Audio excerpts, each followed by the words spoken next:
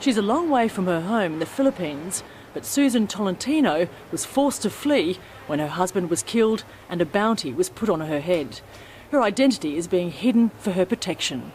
It's a very horrific experience. It's not easy to leave your country and your friends, your family, especially my kids.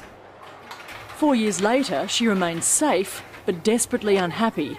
Last year, her status as a refugee was recognised, but the law in Hong Kong won't allow her to work or volunteer, and her food allowance is the equivalent of $1 per meal.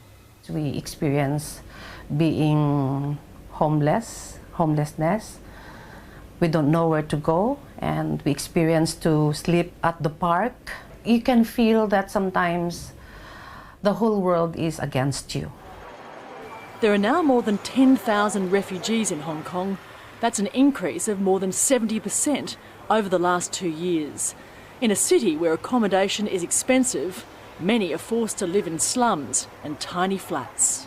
A majority of them are living on really a very, very small amount every single month. So what they can afford are, for example, there are rooms right behind a staircase. Some of them are living in that. Some of them are living in coffin homes, as we call them.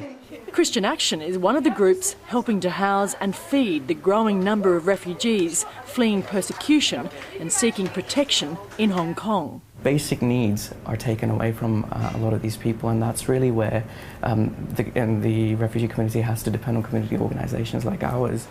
The government wasn't available for comment. Unlike most other nations, Hong Kong is not a signatory to the UN's Convention on the Status of Refugees. China is, but it hasn't been extended here. And while it has signed the UN Convention Against Torture, which prohibits deporting refugees to countries where they face persecution, the approval rate is less than 1%, with just 11 out of 13,000 cases accepted here since 1993. That compares to a global average of around 27%. Even if they are successful and recognised as a refugee, the government in Hong Kong doesn't offer most of them the rights they would have under the Refugee Convention, including the right to work. Best they can get is temporary permission to work, but that's only after years of misery and delay,